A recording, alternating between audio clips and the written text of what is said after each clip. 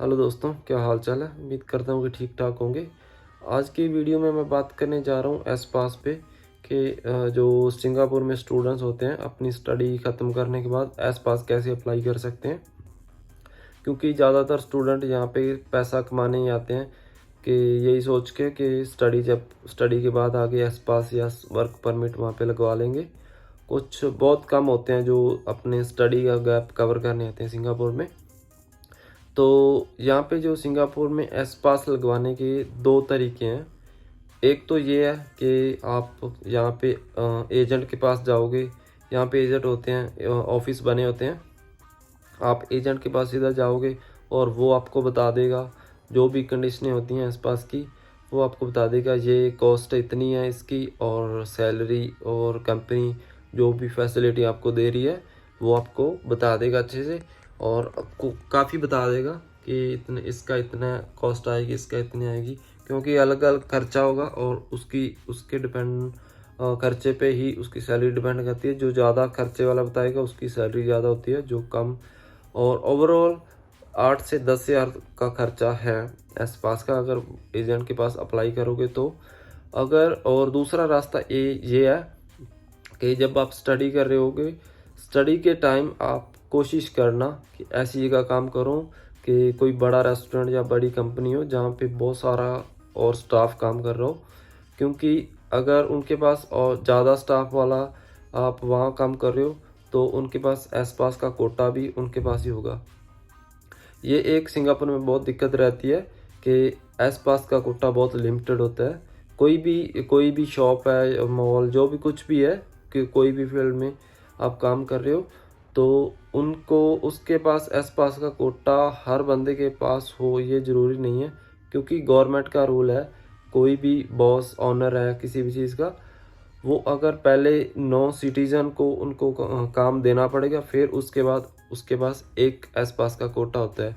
जैसे किसी की कंपनी है, पहले उसको 100% 9 सिटीजन को काम देना पड़ेगा, फिर एक एस पास का कोटा बनेगा। उसको एक एस पास के कोई बंदा रख सकता है, फॉरेनर।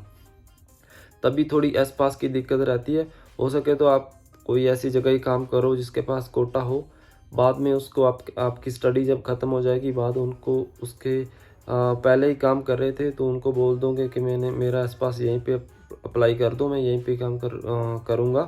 तो वो कर देते हैं, क्योंकि आपके रिलेशन भी कुछ उनके साथ अच्छे अच्छे हो रहे होते हैं, काफ़ी टाइम से आप उनके साथ टच में होते हैं। ऐसे ही लगभग लगभग जो एस पास अप्लाई करते हैं ऐसे ही करते हैं लड़के यहाँ पे। मेरा भी ऐसे ही हुआ था। और पहले मैं एक शॉप पे काम करता था, तो उनसे भी मैंने पूछा था कि मेरा एस पास अप्लाई कर दो, तो उन्होंने बोला हमारे पास कोटा ही है एस पास का। तो उसके बाद मैंने काम चेंज कर लिया, और जहाँ पे मैं अभी मेरा एस पास लगा था, और उनके पास उनकी कंपनी बड़ी है, उनके पास लग गया क्योंकि उनके पास भी कोटा था। और दूसरी बात ये है, बेनिफिट दूसरा ये है कि एजेंट के पास आपका इतना खर्चा आएगा। और इधर जहाँ पे आप काम कर रहे हो, ये कंपनी में हो सके आपसे $1 भी ना ले, और हो सके 3-4 डॉलर, 3-4 हज़ार डॉलर आपसे ले ले। एक दो सैलरी पहली एक सैलरी कोई ले लेता है। तो इसीलिए इधर हो सकता है आपका खर्चा भी ना लगे, और आप ऑलरेडी काम कर रहे हो उनके साथ अच्छी, मतलब आपकी पहले से भी सही है, और वहाँ पे आपका लग सकता है। और जो दूसरी साइड है, एजेंट के थ्रू अप्लाई करोगे तो वो आपको ये भी नहीं पता कि काम क्या होगा। आपको क्या पता काम आप फिट बैठे ना बैठे। और दूसरी चीज़ है, आप इतना खर्चा पहले लगाओगे तो सॉरी। तो ये दिक्कत है कि आप कोशिश करना, अगर पार्ट टाइम करें जब, कि ऐसी जगह करना कि जहाँ पे आसपास का कोटा हो। अगर आप मतलब फ्यूचर की सोच के चल रहे हो कि स्टडी के बाद आगे मैंने यहीं पे आसपास अप्लाई करना है या ऐसा कुछ। और वर्क परमिट तो चलो कॉमन चीज़ है, वो तो आप एजेंट के पास जाओगे, वो तो किसी भी कंपनी में अप्लाई कर देगा। 500-600 सैलरी होती है उसकी बेसिक, वो तो अप्रूवल भी 100% आ ही जाती है। वर्क परमिट की तो कोई इशू दिक्कत नहीं रहती। दिक्कत आती है एस पास की रिजेक्शनें भी आती हैं, कोटे की दिक्कत भी होती है। और वो आपके डॉक्यूमेंट भी थोड़ा ठीक होने चाहिए आपके, मतलब आपके नंबर वगैरह अच्छे होने चाहिए। और ज़्यादा बड़ी भी डिग्री कोई वो नहीं है कि मास्टर डिग्री आपको चाहिए एस पास अप्लाई करने के लिए। जो जो बेसिक हमने की होती है वहाँ नॉर्मल +2 10th, वो उसका जो सर्टिफिकेट होता है वो लगा देना। और जो यहाँ आपने किया है सर्टिफिकेट देगा आपका यहाँ का कॉलेज जो भी जिसमें आपने स्टडी किया है वो लगा देना, उससे अप्रूवल आ जाती है। मैंने भी शायद 10th का और शायद +2 का, और मैंने एक यहाँ पे जो मैंने डिप्लोमा किया था वो दिया था, वो लगाया था उसके साथ, और मेरी 1 हफ्ते बाद मेरी अप्रूवल आ गई थी।